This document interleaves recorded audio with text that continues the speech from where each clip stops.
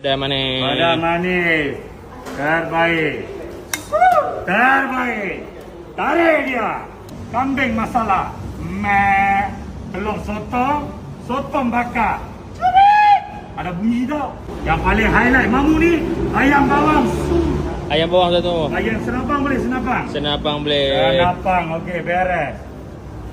Senapang Okey, lagi lamb shank mamu. Lamb shank. 25 saja lamb shank. Alright, boleh. Lamb shank. 25 saja. Lamb shank masak apa mu? Masak gulai. Mana mai? Masak gulai, boleh. Masak gulai. Terbaik.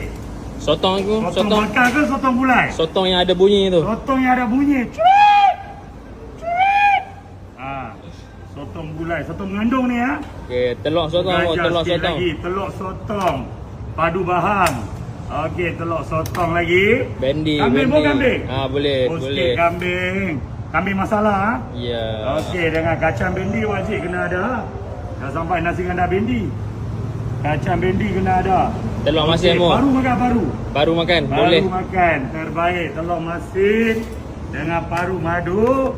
Ada yang tinggal bang, telur ikan melambat lagi telur ikan. Boleh telur Telur ikan yang ikan. gulai ke telur ikan yang goreng? Yang goreng pula Yang mu. goreng ambil yang kunang Okey, beres lagi.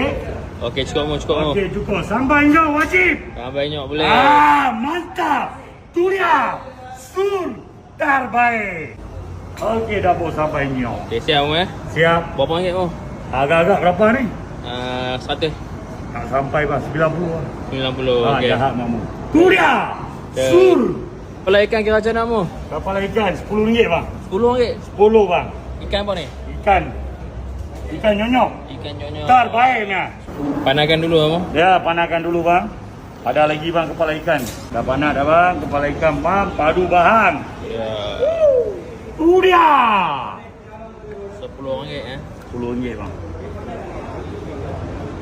Boleh mamu. Ayam goreng. Ayam ada. Ni susah jumpa paru madu. Telur sotong. Sotong goreng. Buka hari-hari bang. Pagi pukul 11.15. Tutup pukul 7.30 bang. Lauk special mamu punya ayam bawang lah. Sur. Pengalaman nasi kandar mamu dah 26 tahun bang. Lokasi depan Pavilion Bukit Jalil with nasi kandar bendi. Okey.